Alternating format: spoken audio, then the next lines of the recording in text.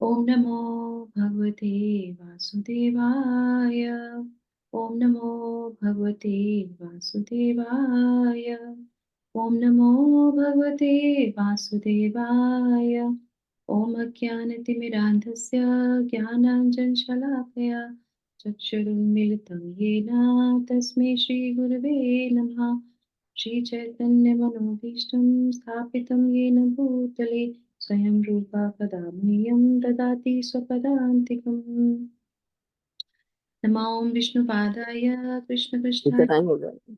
श्रीमते भक्तिवेदान्त स्वामिनिति नामिने। नमस्ते सारस्वते देवे गौरवाणी प्रचारिणे निर्विशेषा शून्यवादी पाश्चात्यदेशतारिणे। जय श्री कृष्ण चैतन्य प्रभु नित्यानंद श्री अद्वैत गदाधर श्रीवासादि गौर भक्तवृंद। हरे कृष्णा कृष्णा कृष्णा हरे हरे हरे राम राम राम हरे हरे।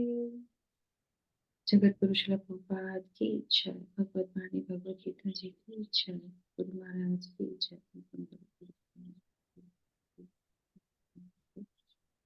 श्री गुरु परमानंद महात्मा श्री चैतन्य। हरे कृष्णा। सभी लोगों को बहुत बहुत धन्यवाद सुबह के सत्र में जुड़ने के लिए और बहुत बहुत अभिनंदन। प्रणाम माता। जी हरे कृष्णा। तो चलिए आज हम अपना सत्र शुरू करते हैं। श्लोक संख्या हम आज 18वें अध्याय की लेने जा रहे हैं। 20। कल हम लोगों ने 19 तक पढ़ा था, आज हम 20 लेंगे, ठीक है। तो हमारा जो है ये जो 18वां अध्याय है, तो हम लोगों ने एक इसका अक्रोनिम कंप्लीट कर लिया। 1 से लेके 18 तक के श्लोकों में हमने कर्म के सार को समझा था। पर उसके बाद भी भगवान आगे भी जो है श्लोकों में ज्ञान के माध्यम से बताते हैं कि हमें कैसे कर्म करना चाहिए और किस तरीके से हम लोग जो है 3 गुणों में हमेशा बंधे रहते हैं। क्योंकि जो भी हम कार्य करते हैं उसके कारक 5 होते हैं, उनमें से मुख्य 3 होते हैं। और उन तीनों को जो है, क्योंकि वो प्रकृति के संयोग में रहते हैं, इसीलिए उन पे तीनों प्रकृति के 3 गुणों का प्रभाव रहता है। और जैसे वो प्रेरक होते हैं वैसे ही हम कार्य करते हैं। तो जैसी हमें प्रेरणा मिलती है उसी से हम प्रभावित होकर कार्य करते हैं। वही जो है बदल जाता है हमारे कार्य के फलों में और उसी का हमें परिणाम भोगना। ये सार निकल के आता है हमारे कर्म योग का और ज्ञान योग का। ठीक है, तो अब हम इसको कंटिन्यू करेंगे। श्लोक संख्या 20। जो माता जी दोहराना चाहे मेरी बात दोहरा सकते हैं। सर्वभूतेषु येनेकं भवमव्ययममीक्षते अविभक्तं विभक्तेषु तज्ज्ञानं विधि सात्विकम्। सर्वे भूतेषु येनकं भावमव्ययमिक्षते अविभक्तं विभक्तेषु तच्चानविधि सात्विकम्। थैंक यू माता जी। तो अब यहाँ पे भगवान क्या बता रहे हैं? भगवान यहाँ पे जो है अब जो 3 गुणों में प्रभाव में रहता है, जैसे हम लोगों ने जाना था, अब सात्विक जिसको प्रेरणा मिलती है उसके बारे में बता रहे हैं। जिस ज्ञान से अनंत रूपों में विभक्त सारे जीवों में एक ही अभिव्यक्त आध्यात्मिक प्रकृति देखी जाती है, उसे ही तुम सात्विक जानो। तो ज्ञान जब सतोगुण में होता है, जब उसको प्रेरणा सतोगुण से मिलती है, तो उसकी दृष्टि कैसी हो जाती है वो इस श्लोक में बताया जाता है। ठीक है, तात्पर्य पढ़ेंगे श्रील प्रभुपाद के द्वारा। पढ़ेंगे जी, कौन पढ़ेगा? हरे हरे कृष्णा। कृष्णा। जगत गुरु श्रीला प्रभुपाद की जय। जो व्यक्ति हर जीव में, चाहे वह देवता हो, मनुष्य हो, पशु पक्षी हो या जल जंतु अथवा पौधा हो, एक ही आत्मा को देखता है, उसे सात्विक ज्ञान प्राप्त रहता है। समस्त जीवों में एक ही आत्मा है, यद्यपि पूर्व कर्मों के अनुसार उनके शरीर भिन्न भिन्न है, जैसा कि 7वें अध्याय में वर्णन हुआ है। प्रत्येक शरीर में जीवनी शक्ति की अभिव्यक्ति परमेश्वर की परा प्रकृति के कारण होती है। उस एक परा प्रकृति, उस जीवनी शक्ति को प्रत्येक शरीर में देखना सात्विक दर्शन है। यह जीवनी शक्ति अविनाशी है। भले ही शरीर भले ही शरीर विनाशशील हो, जो आपसी भेद है वह शरीर के कारण है। क्योंकि बद्ध जीवन में अनेक प्रकार के भौतिक रूप हैं, अतएव जीवनी शक्ति विभक्त प्रतीत होती है। ऐसा निराकार ज्ञान आत्म साक्षात्कार का एक पहलू है। हरे कृष्णा, हरि ओम तत्सत। थैंक यू सो मच माता जी। तो आपने देखा यहाँ पे, तो ये सार निकल के आ रहा है 18वें अध्याय में, जो है भगवान बता रहे हैं कि हमारी हर एक चीज जो है वो बदल जाती है। तो इसीलिए हमें क्या करना चाहिए, यहाँ पे हमें समझ में आना चाहिए कि हमारा जो एसोसिएशन है वो हमारा सात्विक होना चाहिए, भोजन हमारा सात्विक होना चाहिए, रहन सहन हमारा सात्विक होना चाहिए। उन सब का जो है क्या होगा, वो हमको क्या करते हैं, प्रेरित करते हैं। वो हमारे किसको प्रेरित करते हैं, हमारे ज्ञान को प्रेरित करते हैं। ज्ञान से क्या होती है, हमारी बुद्धि, है ना, जो हमको बुद्धि योग है, ज्ञान योग, बुद्धि योग, कुछ भी कह लीजिए आप उसको। इंटेलिजेंस जो हमारी है वो फिर सतोगुण में कार्य करेगी। सतोगुण में कार्य करेगी, फिर क्या होगा, आपको जो है धर्म अधर्म का ज्ञान होगा कि क्या सही है क्या गलत है, और हमें क्या करना चाहिए हमें क्या करना नहीं चाहिए। हम इमीडिएटली, तुरंत हमें ये महसूस हो जाता है कि हाँ हमसे गलती हुई है, या ये यहाँ मुझे नहीं करना चाहिए था। और अगर हम रजोगुण में होंगे तो हमें वो समझ में नहीं आएगा। इसीलिए सतोगुण में रहना बहुत आवश्यक है। कल ही हम लोग श्रीमद् भागवतम पढ़ रहे थे रात में अपनी शिक्षा गुरु के साथ, तो उसमें भी जो हिरण्यकशिपु और प्रहलाद महाराज का प्रसंग चल रहा था।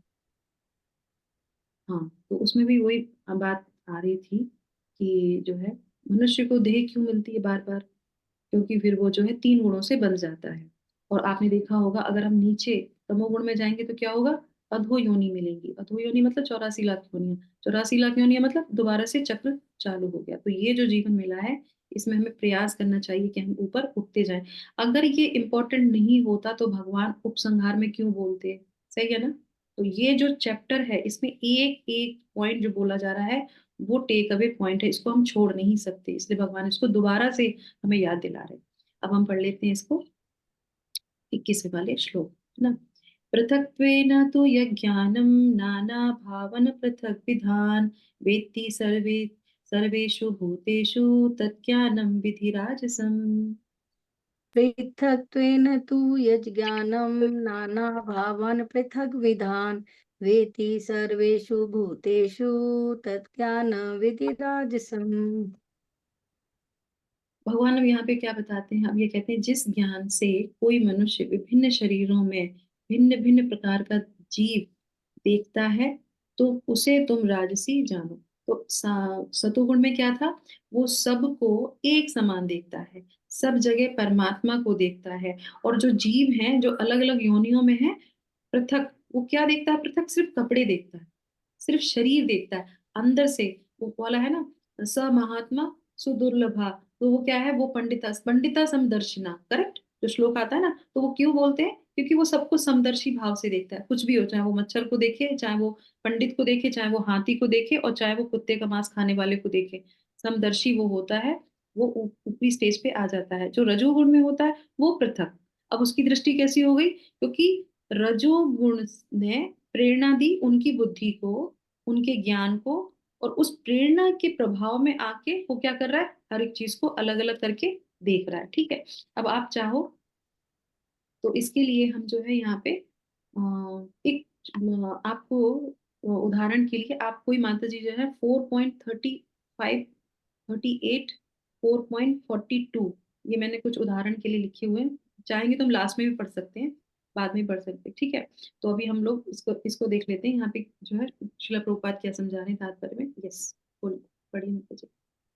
तात्पर्य जगत की श्रील प्रभुपाद की जय। यह धारणा कि भौतिक शरीर ही जीव है और शरीर के विनष्ट होने पर चेतना भी नष्ट हो जाती है, राजसी ज्ञान है। इस ज्ञान के अनुसार एक शरीर दूसरे शरीर से भिन्न है, क्योंकि उनमें चेतना का विकास भिन्न प्रकार से होता है। अन्यथा चेतना को प्रकट करने वाला पृथक आत्मा न रहे। शरीर स्वयं आत्मा है और शरीर से परे कोई पृथक आत्मा नहीं है। इस ज्ञान के अनुसार चेतना अस्थायी है, यह कि पृथक आत्माएं नहीं होती। एक सर्वव्यापी आत्मा है जो ज्ञान से पूर्ण है और यह शरीर क्षणिक अज्ञानता का प्रकाश है, या यह कि इस शरीर के परे कोई विशेष जीवात्मा या परमात्मा नहीं है। ये सब धारणाएं रजोगुण से उत्पन्न है। हरे कृष्ण। तो लास्ट में देखेंगे, लास्ट में क्या बता रहे हैं कि जो ज्ञान से पूर्ण है और वह और यह शरीर क्षणिक अज्ञानता का प्रकाश है, या यह कि इस शरीर के परे कोई विशेष जीवात्मा या परमात्मा नहीं है ना, वो जो है रजोगुण की उत्पत्ति होती है। तो ये तो हो गया फिलोसफिकल अंडरस्टैंडिंग, है ना। आप फिर भी देखेंगे इसका बहुत जो है हमारे दैनिक जीवन में भी बहुत प्रभाव पड़ता है। हम जब सतोगुण में होते हैं तो हम ज्यादा से ज्यादा ईश्वर पर ध्यान रखते हैं, और अगर हम रजोगुण में रहते हैं तो हम अपने घर वालों का, रिश्तेदारों का ध्यान रखते हैं। ये बहुत इंपॉर्टेंट है। आप देखेंगे, चिंता करेंगे, विचार करेंगे, उसने ऐसा बोला, उसने क्यों हो रहा है ये ऐसा, क्योंकि हम वो रिश्तों को देख रहे हैं, वो सब चीजों को देख रहे हैं, और अपना जो भगवान से संबंध है उसको खत्म करते हैं। तो उनमें हमें ज्यादा, ये साउथ इंडियन है, ये नॉर्थ इंडियन है, ये यहाँ का है, वो वहाँ का है, ये काला है, ये गोरा है, सब तरीके का जो भी पृथक चीजें हैं ना, ये सब उसको दिखाई देती हैं। पर इस स्टेज से ऊपर उठना है कि हम सब भगवान के जो है जीव हैं, सब भगवान के अंश हैं, सब में भगवान है। तो ये जब देखने लगेंगे तो आप कोई भी कार्य करेंगे ना, उसमें बहुत प्रभाव आएगा। क्योंकि हमने इस सेक्शन में क्या सीखा था, ज्ञान, ज्ञाता और ज्ञेय। तो जो प्रेरणा हमें मिलती है ना, जो हमें ज्ञान मिलता है, जो हम करता है, हम ज्ञाता है, हमें कोई ज्ञान मिला, प्रेरणा मिली, तो उसका ध्येय क्या है वो बहुत इंपॉर्टेंट है। अगर ध्येय सही नहीं है, हमें किसी से लिप्त हो गए, अभी हम लोगों ने श्लोका पढ़ा था, कौन सा था वो, आसक्ति वाला था, राग द्वेष विमुक्तेषु। हाँ, राग और द्वेष, करेक्ट, राग द्वेष विमुक्तेषु। तो राग और द्वेष होता किससे है, जब हम ये दृष्टि होती है पृथक पृथक वाली, इससे हमें ज्यादा राग है, इससे हमें द्वेष हो गया, तो समझ लीजिए कि प्रेरणा कौन दे रहा है, रजोगुण दे रहा है। और रजोगुण में रहते रहते हम तमोगुण में आ जाएंगे। तो इसीलिए ऊपर उठने का प्रयास करना चाहिए। इन सब चीजों से ना किसी से घृणा करनी है और ना किसी से आसक्ति रखनी है।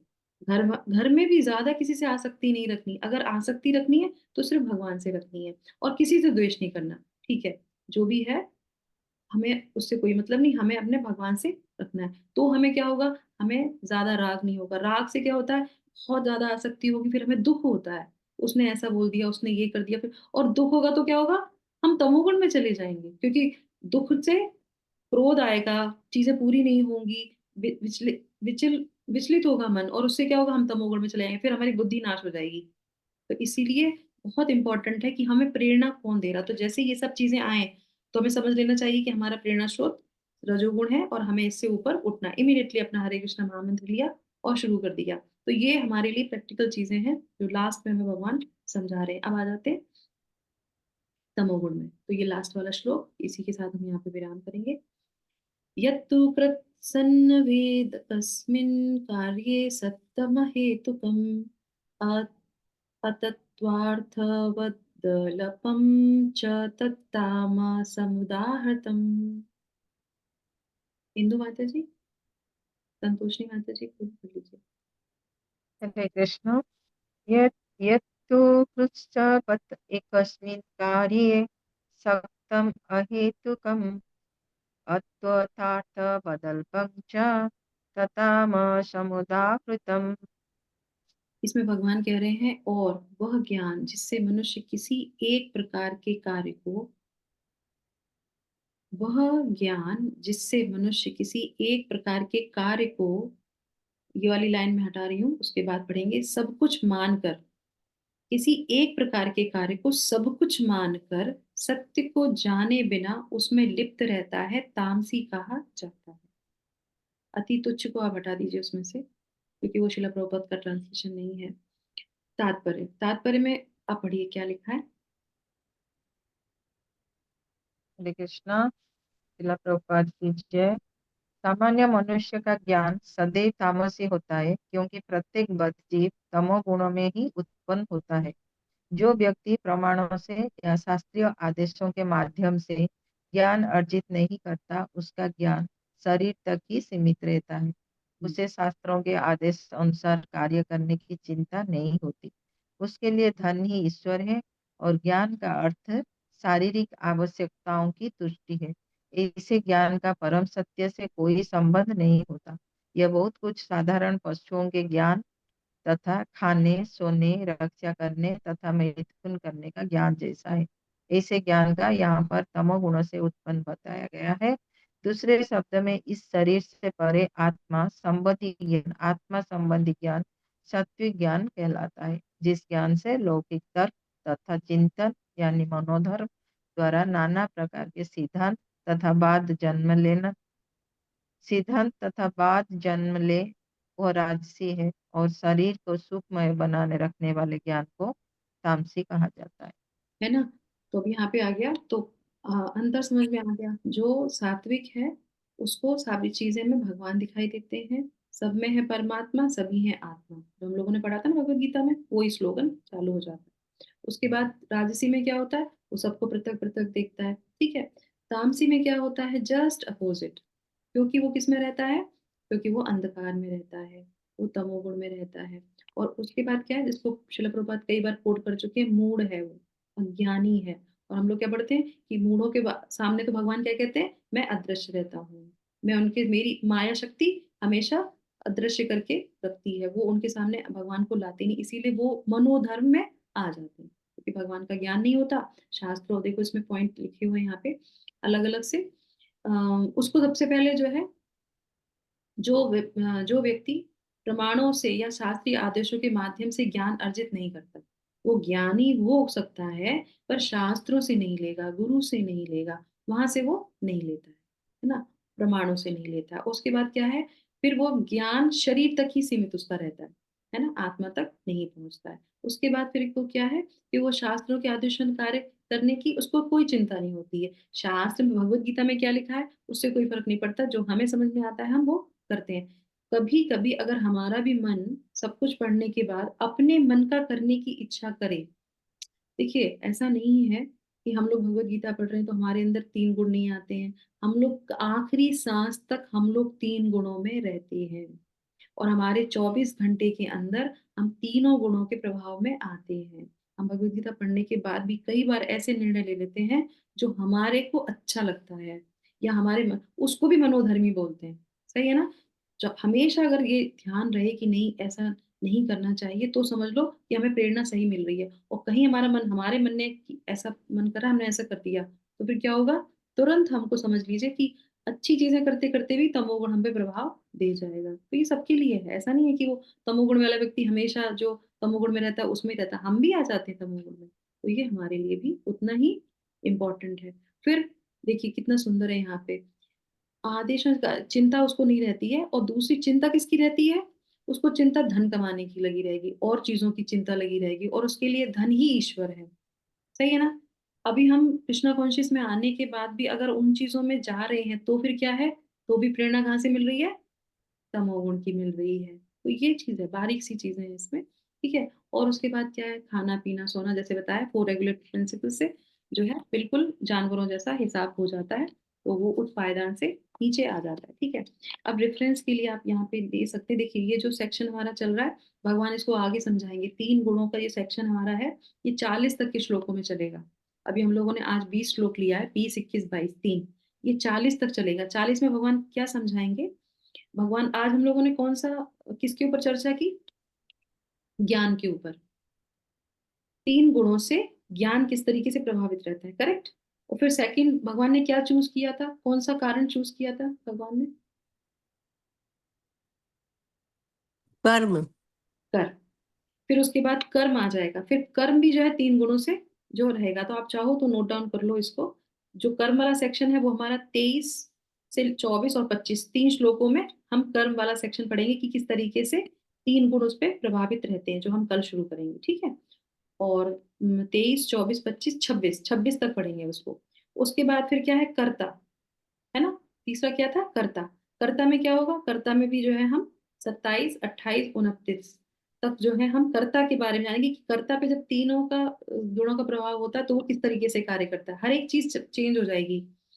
जब 3 गुण प्रभाव करते हैं कर्ता पे तो क्या होता है, रिजल्ट क्या आता है, वो सब हम जानेंगे। और उसके बाद फिर भगवान बुद्धि के बारे में बताएंगे कि जब बुद्धि पे 3 गुणों का प्रभाव होता है तो उसमें क्या होता है। फिर धृति के बारे में बताएंगे, जो धारणा होती है हमारी, तो धारणा शक्ति के ऊपर जब 3 गुणों का प्रभाव होता है तो क्या होता है। और उसके बाद लास्ट में जो रिजल्ट है, जो सुख है, जो हैप्पीनेस है, उसमें भी 3 गुणों का प्रभाव होता है, तो वो सुख जो है कैसा होता है वो हमको बाद में पता चलेगा। ठीक है, तो ये डिटेल में भगवान जो है इन श्लोकों में 3 गुणों के प्रभाव से 40 तक के श्लोकों में हम इन सब चीजों को जानेंगे। ठीक है, तो अभी आप लोग पढ़ लीजिए ये वाला श्लोक संख्या 4.35 और 4.38, 4.42, एक एक करके ट्रांसलेशन, ओनली ट्रांसलेशन जिसका खुल गया है तो। हरे हरे कृष्ण माता जी, मैं कृष्णा। पढ़ूं? व्यक्ति से वास्तविक ज्ञान प्राप्त कर चुकने पर तुम पुनः कभी ऐसे मोह को प्राप्त नहीं होंगे, क्योंकि इस ज्ञान के द्वारा तुम देख सकोगे कि सभी जीव परमात्मा के अंश स्वरूप हैं, अर्थात वे सबसे परे हैं। हरे कृष्ण। कौन सा ट्रांसलेशन है, किस श्लोक का है ये? 35, 4.35। यस, तो इसमें भगवान क्या कह रहे हैं, क्या बोला, फिर से पढ़िए माता जी एक बार। स्वरूप सिद्ध व्यक्ति हाँ, से वास्तविक yes। ज्ञान प्राप्त कर चुकने तो हमारे लिए यहाँ पे क्या है टेक अवे पॉइंट, स्वरूप सिद्ध व्यक्ति से, गुरुजन से हमें अपने परंपरा से ज्ञान को लेना चाहिए। वो लेने से हम फिर कभी भी क्या होंगे, मोह में नहीं पड़ेंगे। मोह मतलब तमोगुण, मोह मतलब अज्ञानता। ठीक है, सेकंड पढ़िए 38 वाला। पढ़ो मोरना माता जी, पढ़िए। ओके जी। 36, 37, 38। हाँ जी, मतलब इस संसार में दिव्य ज्ञान के समान कुछ भी उदात्त तथा शुद्ध भक्ति नहीं है। ऐसा ज्ञान समस्त योग का परिपक्व फल है। जो व्यक्ति भक्ति में सिद्ध हो जाता है वह यथा समय अपने अंतर में इस ज्ञान का आस्वादन करता है। हरे कृष्ण माता जी। यस, तो दूसरा हमारा क्या है विकल्प, अगर हम भक्ति करते हैं तो हम सही ज्ञान में स्थित रहेंगे। भक्ति करने का मतलब क्या है, अपने सारे अंगों को भगवान की सेवा में लगाना। और भगवान क्या करते हैं, भगवान क्या करते हैं, जो भगवान की भक्ति करता है, भगवान की सेवा करता है, तो भगवान उसकी रक्षा करते हैं, उसकी बुद्धि की भी रक्षा करते हैं, सबकी रक्षा करते हैं, है ना। तो इस तरीके से वो रहता है। और उसके आगे बढ़िए 4.42। हरे कृष्णा। अतः तुम्हारे हृदय में अज्ञान के कारण जो संशय उठे हैं उन्हें ज्ञान रूपी शस्त्र से काट डालो। हे भारत, तुम योग से संबंधित होकर खड़े हो और युद्ध करो। तो वहां पे भी क्या था, अज्ञानता आने से हम अपने धर्म से नीचे च्युत हो जाते हैं। तो वो क्या क्या कहते हैं, तुम्हें ज्ञान से जो है अज्ञानता को जो है काटना चाहिए, उस अंधकार को काटना चाहिए, मोह से दूर होना चाहिए। तो ज्ञान कौन सा होना चाहिए, सतोगुण होना चाहिए। ज्ञान कौन सा होना चाहिए, जो स्वरूप सिद्ध व्यक्ति देते हैं। ज्ञान कौन सा होना चाहिए, जो शास्त्रों से मिलता है ना। तो इस तरीके से हमारी बुद्धि जो है प्रखर रहेगी, और हम भक्ति में अगर भगवान से संबंधित रहेंगे तो हम कभी भी नीचे नहीं गिरेंगे, है ना। तो ये हम लोगों ने ज्ञान का सेक्शन कंप्लीट कर लिया। और कल से हम लोग कर्म जो है किस तरीके से 3 गुणों में रहता है उसको हम चर्चा करेंगे। ठीक है, तो अभी हम यहाँ पे विराम करते हैं। जगत गुरु शिला प्रभुपाद की जय, भगवत वाणी भगवत गीता जी की जय, हरिओम तत्सत। और अभी हम लोग पुरुषोत्तम मास के अंतर्गत, आज दिवस 3 है, तो उसके अंतर्गत हम लोग चौराष्टकमी का पारायण करेंगे। और मैं और संतोषनी माता जी मिलके श्लोका पढ़ेंगे, और आप लोग जो है ट्रांसलेशन पढ़ लीजिएगा। ठीक है, मैं अपनी स्क्रीन शेयर कर रही हूँ आप लोगों के साथ। तो ओके, पहले हम लोग श्लोक पढ़ेंगे पुरुषोत्तम योग का। मेरी स्क्रीन दिख रही है आप लोगों को? जी। ठीक है, तो हम लोग प्रणाम मंत्र के साथ, ये पूर्ण पुरुषोत्तम भगवान का प्रणाम मंत्र है। गोवर्धन धरम वंदे गोपालम गोपरूपिणम, गोकुलोत्सव में ईशानां गोविंद गोपिका प्रियम, वंदे नवघन श्यामं द्विभुजं मुरलीधरं, पीतांबरधरं देवं साराधं पुरुषो। हरे कृष्णा। आपका आवाज नहीं आ रही मेरी? नेटवर्क चला गया शायद। ओह अच्छा, नहीं माता जी, आ रही है, आ आपकी आवाज रही आ है रही माता है। जी, आ रही है माता चला गया जी। शायद। ओके। तो अभी हम लोग चौराष्टकम पढ़ेंगे। अ, आप लोग अपना अपना खोल लीजिए, नहीं तो मैं बीच बीच में दिखाऊंगी आप लोग को तात्पर्य। सॉरी, मतलब जो उसका मीनिंग है वो चौराष्टकम। व्रजे प्रसीदं नवनीतचौरं गोपाङ्गनाम्नां च दुकूलचौरम् अनेकजन्मार्जितपापचौरं चौरागगण्यं पुरुषं नमामि। पढ़िए, बात करिए।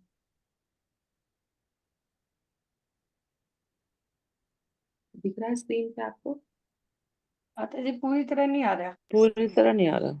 Hare Krishna Mataji, I offer pranam to the foremost of thieves, who is famous in Vraja as the butter thief, and he who steals the gopis' clothes, and who for those who take shelter of him steals the sins which have occurred over many lifetimes. Hare Krishna. माता जी आप पढ़िए second वाला। श्रीराधिकाया हृदयस्य चौरं नवाम्बुजश्यामलकान्तिचौरम् पदाश्रितानां च समस्तचौरं चौराग्रगण्यं पुरुषं नमामि।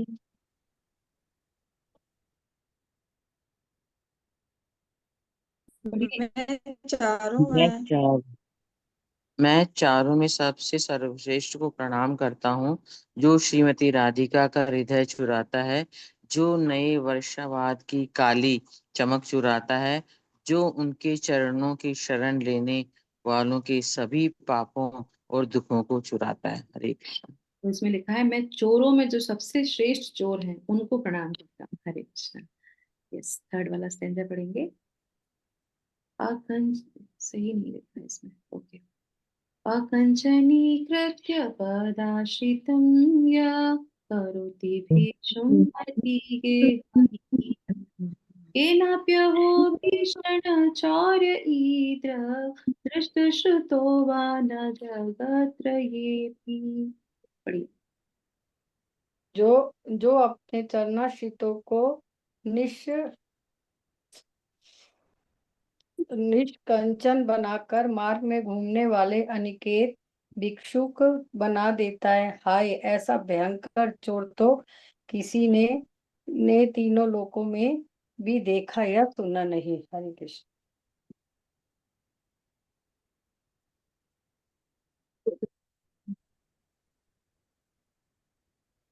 यदीयनामापि हरत्यशेषं गिरिप्रसारानपि पापराशिम् आश्चर्यरूपो ननु चौर्य ईदृक् दृष्टश्रुतो वा न मया कदापि। फोर्थ वाला।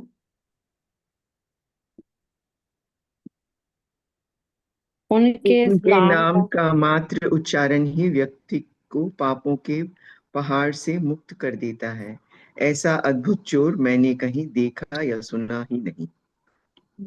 धनं च मानं च तथेन्द्रियाणि प्राणांश्च हत्वा मम सर्वमेव पलायसे कुत्र धृतदचोर त्वं भक्तिदाम्नासि मया निरुधा।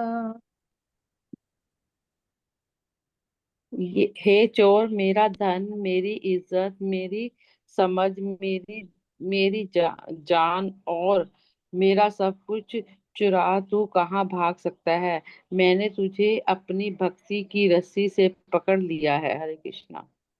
किसने लिखा है चौराष्टकम, कोई बता सकता है? श्रीलम मंगल ठाकुर जी। लोंगल ठाकुर। तो वे लोंगल ठाकुर क्या कहते हैं कि तुम अब कहाँ भाग के जा रहे हो, मैंने तो तुमको पकड़ लिया और मैंने तो तुमको अपने हृदय में रख लिया है। हाथ छुड़ा के जाते हो, हृदय से जाओ तो जानो। क्योंकि वो इतने भगवान से जो है उनका संबंध था कि वो टच करके बता देते थे, क्योंकि उनको दिखाई नहीं दे रहा था। उन्होंने अपनी आंखें जो है फोड़ ली थी, और जैसे ही भगवान उनकी सहायता करने के लिए आते तो वो समझ जाते हैं कि भगवान आए हैं। तो वो कहते हैं कि अब तुम छुड़ा के जा रहे हो पर कोई बात नहीं, हृदय से तो तुम नहीं जा सकते, है ना। छिन्नत्सि घोरं यमपाशबन्धं भिन्नत्सि भीमं भवपाशबन्धं छिन्नत्सि सर्वस्य समस्तबन्धं नैवात्मनो भक्तकृतं तु बन्धम्।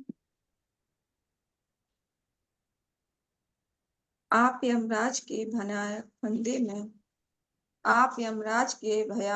फंदे को काटते हैं। आप भौतिक अस्तित्व के भयानक फंदे को तोड़ते हैं और आप सभी के भौतिक बंधनों को काटते हैं, लेकिन आप अपने ही प्यारे भक्तों द्वारा बांधे गए बंधन को काटने में असमर्थ।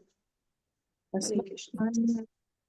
मन्माने सीतामश राशि घोरे कारागृहे दुःखमये निबध लभस्व हि चौर हरे चिराय स्वचौर्य दोषोचितमेव दंडम।